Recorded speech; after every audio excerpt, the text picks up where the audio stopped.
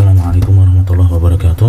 Innal hamdalillah nahmaduhu wa nasta'inuhu wa nastaghfiruh wa na'udzu billahi min syururi anfusina wa sayyiati a'malina may yahdihillahu fala mudilla lahu wa may yudlil fala hadiya lahu. Asyhadu an la ilaha illallah wahdahu la syarika lahu wa asyhadu anna Muhammadan 'abduhu wa rasuluhu, amma ba'du. Tapi sekarang kita akan melanjutkan pembahasan kitab Al-Mulakhas sampai di Al-Khabar, ya, jabatan Arafah yang kedua setelah mubtada, yaitu khabar. Poin yang pertama adalah al-khabaru huwa ma yukmilu makna mubtada'i. Khabar adalah sesuatu yang menyempurnakan makna mubtada. Maksudnya adalah ai huwa al-juz'u alladhi yantazimu minhu ma'al mubtada'i jumlatun mufidatun. Artinya bahwasanya khabar itu adalah bagian yang bersama-sama dengan mubtada membentuk jumlah mufidah. Jadi komponen jumlah mufidah salah satu polanya adalah mubtada khabar. Ini satu rangkaian, satu pasangan yang nggak mungkin bisa dipisahkan. Ada mubtada, ada khabar, ada khabar, ada mubtada, dan dua-duanya membentuk jumlah mufidah. Mislu, contohnya al-mudarrisu hadirun, pengajar itu hadir, ya. Hadirun inilah khabarnya, mudarris yang mubtadanya yang dijelaskan. Ala khabarun marfu'un bin dhammah. Al-ainani mubsirotani, dua mata itu mubsirotani, alat penglihatan atau bisa melihat. Mubsirotani adalah khabar marfu' bil alif li'annahu musannan. Kemudian al-falahuna mujiduna, para petani itu bersungguh-sungguh, ya. Mujidun itu khabar marfu' dengan waw karena adalah jamak mudzakkar salim. Al-muhandisatu mahiratun, ya. Insinyur itu mahir. Mahir ini khabar mubtada marfu' dengan dhammah karena dia jamak muannas salim. Taib, ini poin pertama, ya. Jadi khabar adalah yang menyempurnakan makna mubtada. Poin yang kedua, al-khabaru yutabiqu al-mubtada'a fil adadi wa fil naw'i, ya.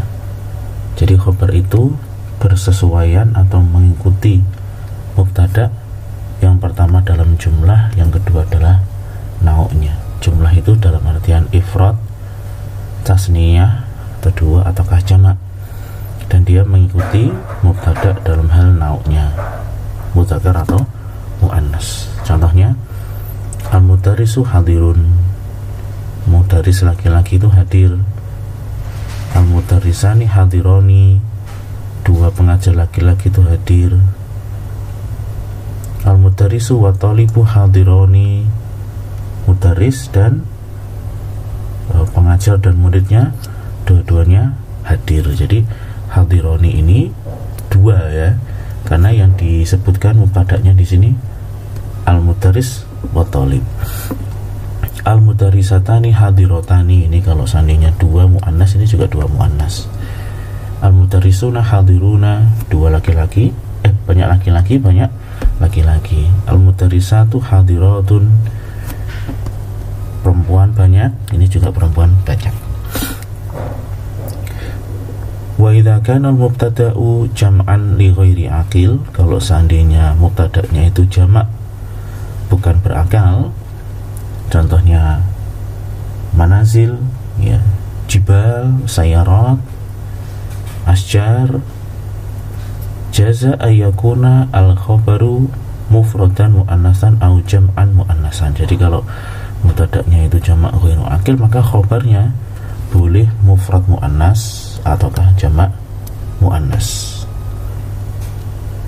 Contohnya al-jibalu aliyatun au aliyatun, gunung-gunung itu tinggi, ini boleh diungkapkan dengan mufrad muannas,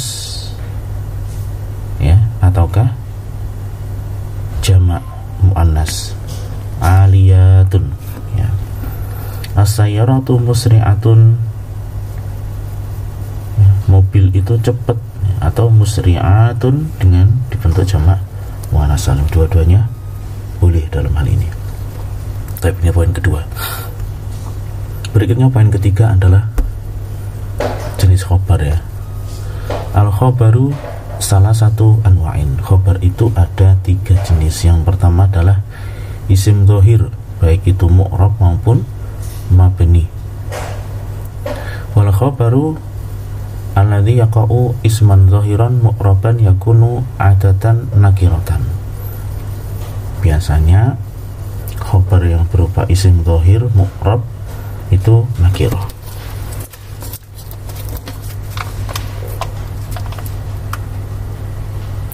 Wal ismu adz-dhahir al-mu'rab nau'an ya. Jadi isim dhohir yang mu'rab itu ada 2, ada isim jamid dan juga ada isim mustaq.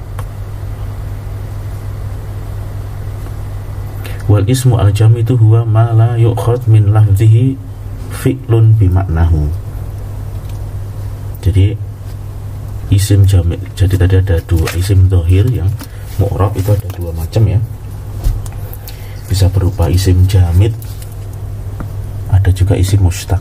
Ini nanti pembahasannya insyaallah akan ada di bagian kedua dari kitab ini, yaitu qawaidus sorfi. Di sini hanya disinggung sedikit ya.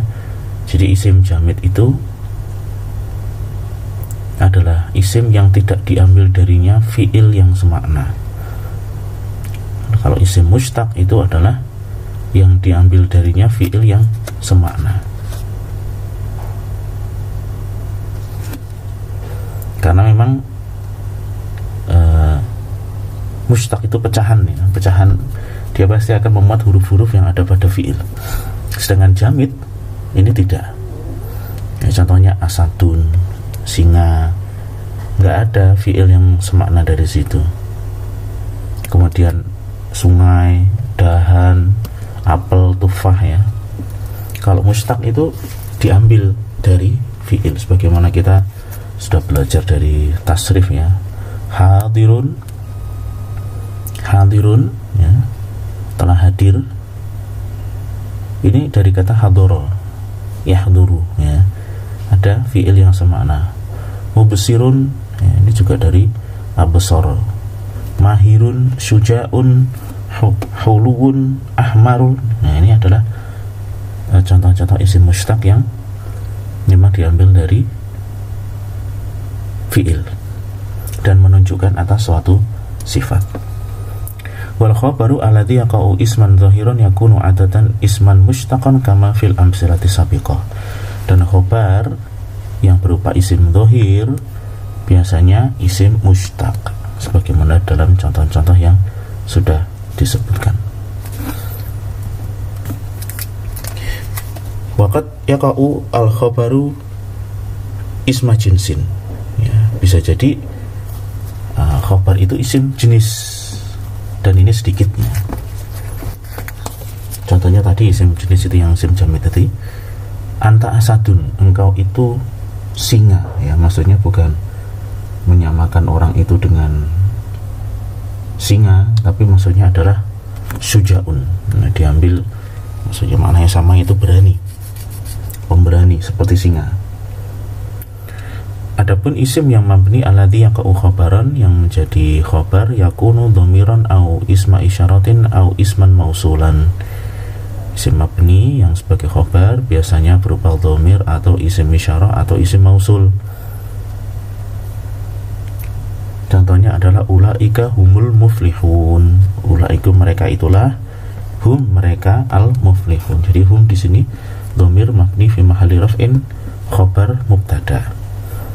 Ulaika alladziina ishtarau dhalalata bil huda ya, merekalah yang membeli menjual kesesatan, menukar kesesatan dengan petunjuk ya. Ulaika ini mubtada'nya, khabarnya adalah isim mausul, ini khabar.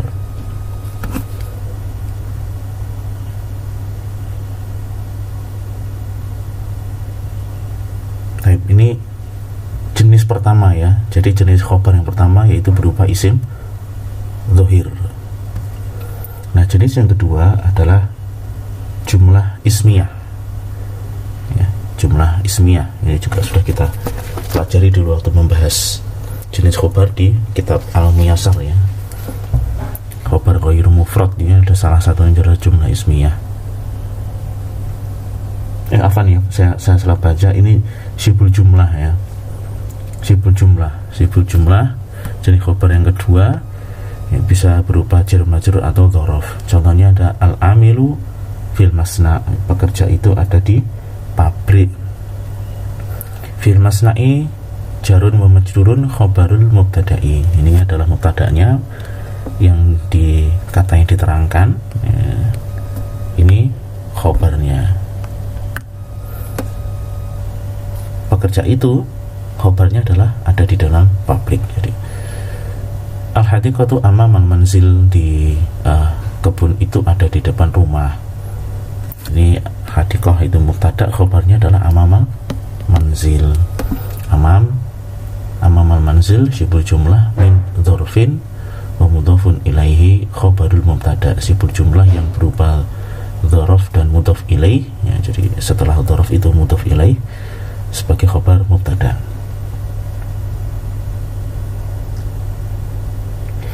Kemudian malfudhatun, catatan, qad yasuru tasaul kaifa anna kalimata amama walati taqu khabaran takunu mansubatan bil fathati. Mungkin muncul pertanyaan, bagaimanakah kata, ingat ya, kalimat itu artinya kata ya, kata amama ya, itu kok yang menjadi khobar kok malah mansub ya. Khobar itu kan harusnya marfu ya, fihirana al-asla fil khabari ayakuna marfu'an ya, harusnya khobar itu kan marfu'. Wa tafsiru dzalika annal khabara yakunu marfu'an idza kana isma jinsin au isma mushtaqan ya, ini tadi jawabannya, bahwasanya khobar itu marfu' apabila berupa isim jenis ataukah isim mushtaq. Ini yang pertama tadi ya, isim mu'rab ya, kata tunggal. Kalau dalam bahasa kita di kitab Al-Muyassar kemarin, khobar yang mufrad, khobar yang satu kata saja, itu yang bisa di i'rab dengan rafa. Adapun selain itu khobar ghairu mufrad, maka statusnya tidak bisa seperti itu kan ya, harus dibentuk sesuai dengan susunannya. Wa amma idza kana al-khabaru shibha jumlatin fa innal ibarata al-mukawwanata min adh-dharfi wal mudhafu min adh-dharfi wal mudhafi ilaihi ay shibhi jumlatin takunu khabaron ya, kalau seandainya khabar berupa sibul jumlah, maka ibarah atau ungkapan yang tersusun dari dzaraf dan mudhaf ilaih itulah yang menjadi khabar. Jadi bukan kata amamanya, tapi amamal manzil ya, bukan cuma depannya saja, tetapi satu kesatuan dzaraf plus mudhaf ilaih. Jadi jangan melihat amamanya saja, tapi satu kesatuan bersama dengan manzil, amamal manzil. Amma dzarfu amama fahuwa mansubun bi fi'lin mahdhufin taqdiruhu yastaqirru ya. Jadi kalau kita lihat secara analisis individual, analisis kata amama sendiri, kenapa kok dia mansub, itu karena ada fi'il mahdhuf. Fi'il mahdhuf yaitu yastaqirru, istaqarra yastaqirru, ada atau tetap.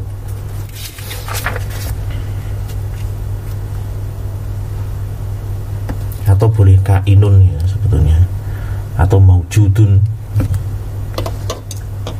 Ini cuma penjelasan saja ya. Tapi intinya bahwa ini yang dulu kita sampaikan, bahwa khobar kalau di Muyassar ada dua jenis, mufrad, ghairu mufrad. Yang mufrad itu yang bisa berubah, yang bisa dihukumi dengan mansub.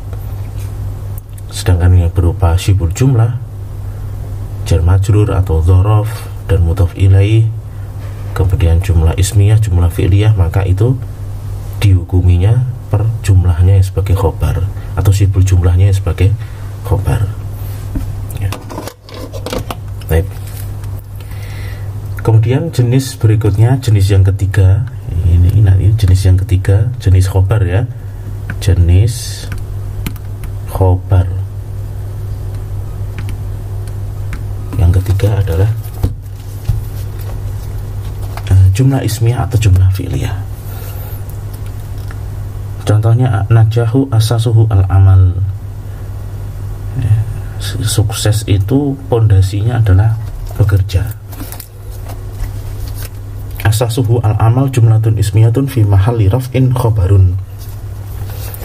An-najah, kesuksesan itu, inilah yang mubtada'nya yang akan diberikan keterangan atau kata yang diterangkan. Khobarnya mana? Asasuhu al-amal. Inilah khobar, jadi susunan khobar. Asasuhu al-amal jumlatun ismiyah, jumlah ismiyah yang terdiri dari mubtada dan khobar itu sendiri. Ini juga mubtada dan khobar kalau kita pecah lagi. Jadi susunan asasuhu al-amal itu khobar. Khobar ini kalau dipecah terdiri dari mubtada dan khobar asasuhu al-amal. Asyamsu asyraqat, ya, matahari terbit. Asyraqat itu jumlatun fi'liyatun fi mahalli raf'in khobarun. Jumlah fi'liyah fi mahalli raf'in, ya. Kenapa di sini disebut bukan rafa saja, tapi fi mahalli raf'in? Karena jumlah tidak bisa dihukumi dengan rafa, tidak bisa dihukumi dengan mansub atau majrur, ya, tapi fi mahalli, menempati posisi rafa. Karena hukum asalnya kan khobar tadi marfu', ya.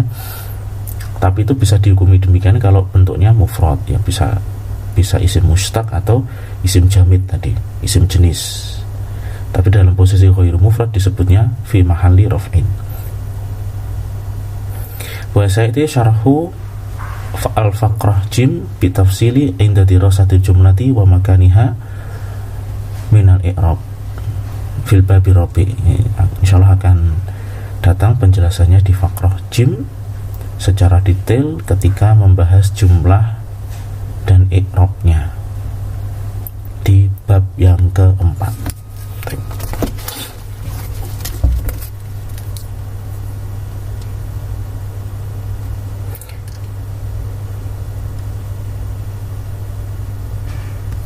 Nah, itu tadi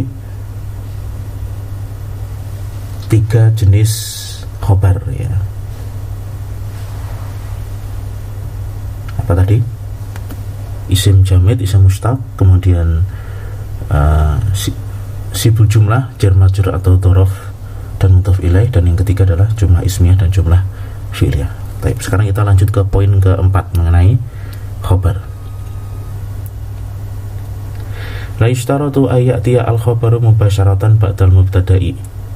Tidak dipersyaratkan, artinya enggak harus, ya, tidak harus khobar itu datang secara langsung setelah mubtada.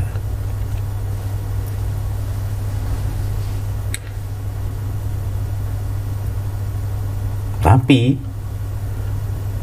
qad yafsiluha fasil, qad yafsiluhuma fasil, bisa jadi diselang oleh suatu penyelang. Au aktsaru, ataukah lebih dari satu penyelang. Ini aktsaru, ingat sim tafdil ala wasni af'al, ya. Jadi tidak ditanwin karena dia isim yang sharif.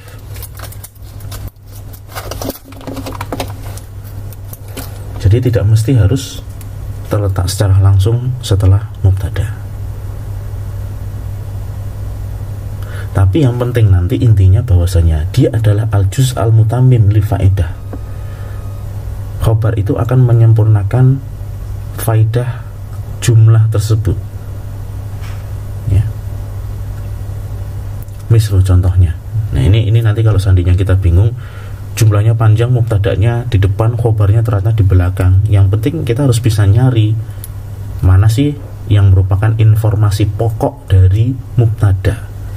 Keterangan pokok mubtadanya itu apa? Itulah yang menjadi khobar. Contohnya di sini al-islahu az-zira'iyu mufidun. Islah itu perbaikan, zira'i pertanian, ya, mungkin revolusi pertanian, mufidun itu bermanfaat.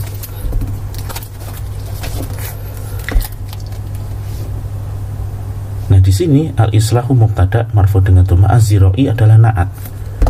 Jadi islah perbaikan atau inovasi, mungkin inovasi di dalam apa namanya, pertanian. Bab pertanian itu mufidun, bermanfaat. Mufidun ini khobar karena dia yang menjadi informasi utama dari al-islah, sedangkan ziroi cuma naat saja.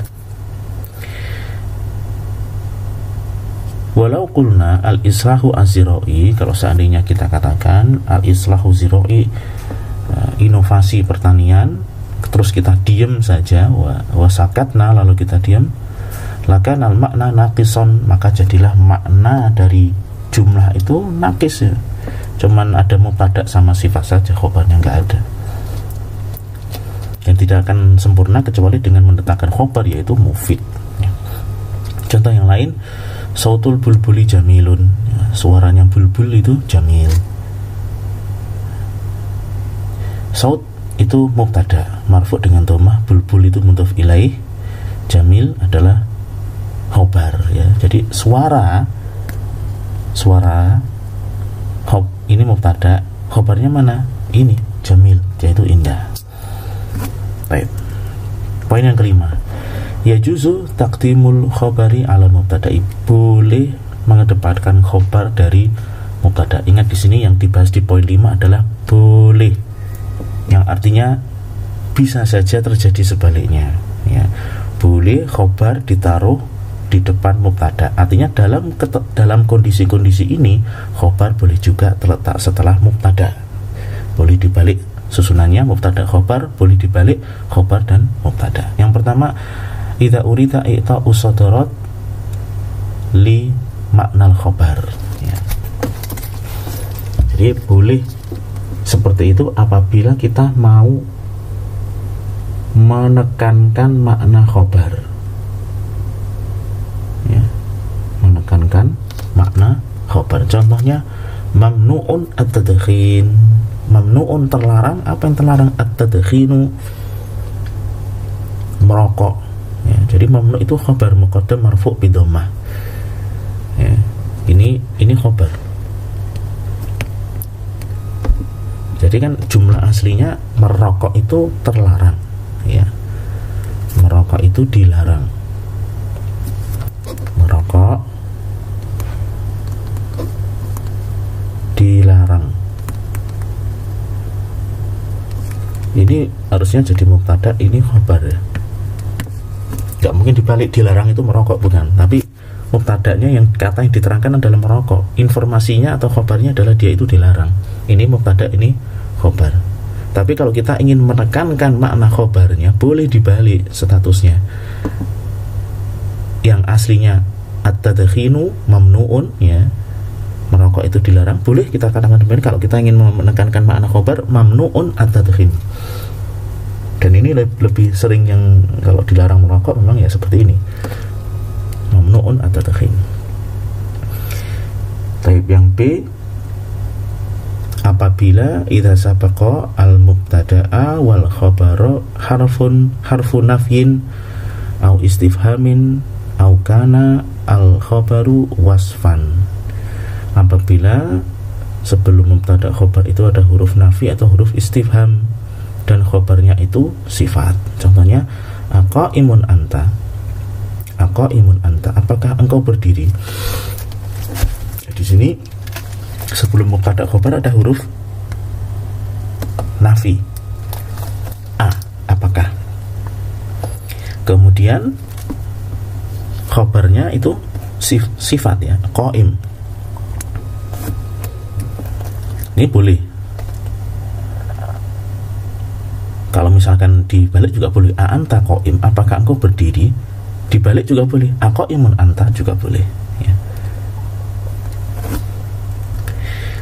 Yang ketiga, idza kana al-khabaru syibha jumlatin wal mubtada'u ma'rifatan, apabila khabarnya itu syibhul jumlah jar majrur dan mubtada'nya ma'rifah. Ini dulu yang kita bahas di pelajaran muyasar, bahwasanya ketika khabarnya itu syibhul jumlah ya, itu biasanya mubtada'nya diakhirkan. Contohnya fita'ani as-salamatu, dalam berhati hati-hati, pelan-pelan. Assalamatu selamat. Selamat itu ada di yang assalamah, keselamatan itu ada pada hati-hati atau pelan-pelan. Fitani jar majrur khabar muqaddam. Assalamatu mubtadaun muakhar. Insyaallah jelas ya. Amamal qadhi qailul haqqi, di depan hakim ada qailul haqqi, penyuara kebenaran. Amamal qadhi dzaraf khabar muqaddam, ini khabar muqaddamnya. Mubtadanya kan qail ya, qail inilah mubtada muakhar, sedangkan al-haq adalah mudhaf ilaih. Baik, insyaallah sudah jelas ya, ini yang kita pelajari di Muyasar. Tapi poin berikutnya, poin ke-6, yajibu taqdimul khabari alal mubtada'i. Sekarang kita bahas kondisi di mana khabar itu wajib. Yajibu taqdimu al khabari alal mubtada'i. Yang pertama, idza kana al khabaru syibha jumlatin wal mubtada'u nakiratan ghairu mausufin wala mudhafun. Ya, jadi apabila khabarnya itu berupa syibhul jumlah ya, jar majrur atau dzaraf, sementara mubtada'nya nakirah dan bukan disifati atau bukan sebagai mudhaf. Contohnya fi baitina rajulun. Nah, ini mubtada'nya adalah nakirah, dia bukan dalam posisi mudhaf, tidak pula disifati. Sementara khabarnya jar majrur, maka dalam kondisi ini wajib dikedepankan khabarnya. Fi baitina jarun wa majrurun khabarun muqaddamun. Sementara rajulnya adalah mubtadaun muakharun marfu'un bi dhammati. Contoh berikutnya, indi dinarun, aku memiliki dinar. Indi syibhu jumlah khabar muqaddam, dinarnya mubtada muakhar marfu' dengan dhammah. Nah, ini ada inda plus huruf ya, ini syibhu jumlah, kemudian mubtada'nya isim nakirah, bukan disifati dan bukan sebagai mudhaf. Dalam kondisi ini yang pertama dia wajib dikedepankan. Tapi kondisi yang kedua, idza kana al-khabaru minal alfati allati laha sadarat ka asma'il istifham, apabila khabarnya itu termasuk lafaz yang memang harus ditekankan ya. Semisal isim istifham, contohnya adalah mata al-imtihan, kapan ujiannya. Isim istifham ini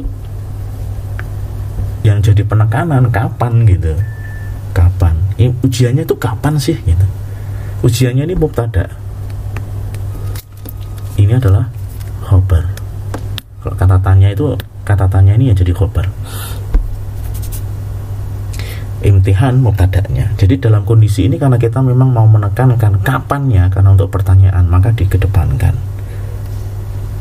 Kemudian idza tasala al mubtada'u bi dhamirin ya'udu ala ba'dil khabar, apabila mubtada'nya itu bersambung dengan dhamir yang kembali pada khabar. Ya, contohnya lisalami taba'atuhu.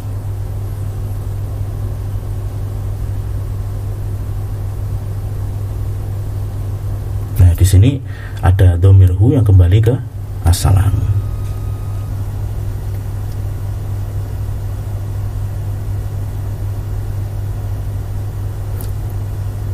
Baik. Ini poin yang ketiga. Jadi ada 3 kondisi tadi ya, sudah kita bahas. Kemudian berikutnya adalah poin yang ke-7 ya. Qad yata'addadu al-khabar. Khabar itu boleh jadi lebih dari satu.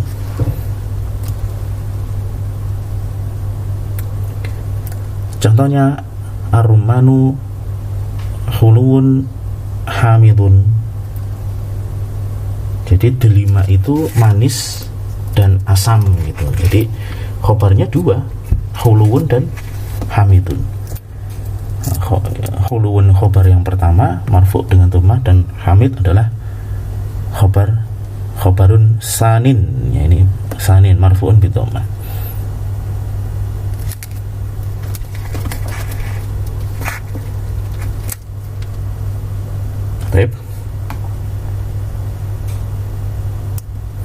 8.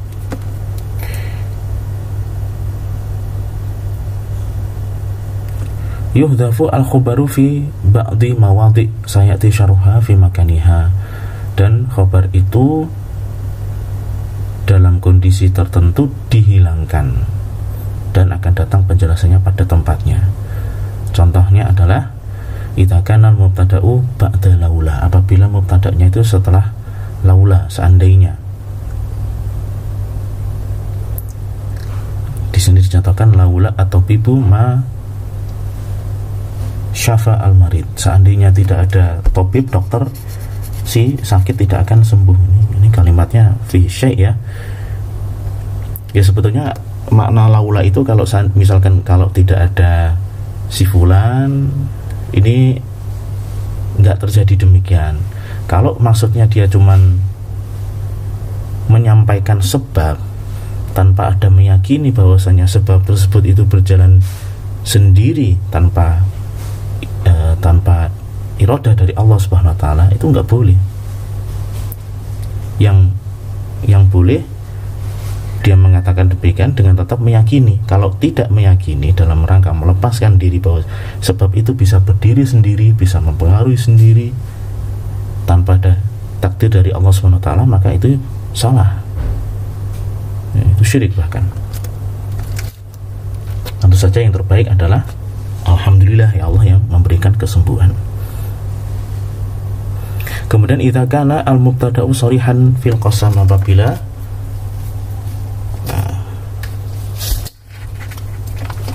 mubtada'nya itu sharih untuk qasam.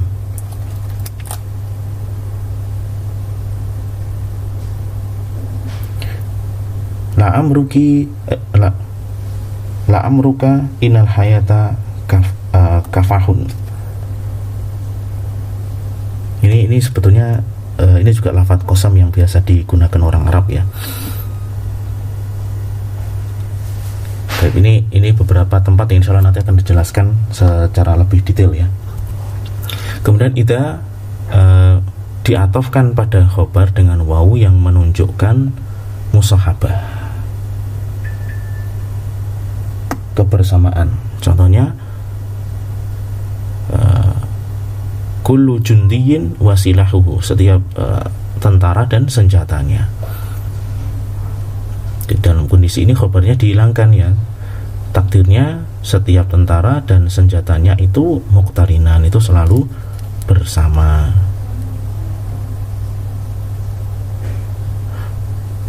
Baik ya. Demikian pembahasan mengenai khobar. Insyaallah di video berikutnya akan kita bahas mengenai isim kana. Subhanakallahumma wa bihamdika asyhadu an la ilaha illa anta astaghfiruka wa atubu ilaik. Assalamualaikum warahmatullahi wabarakatuh.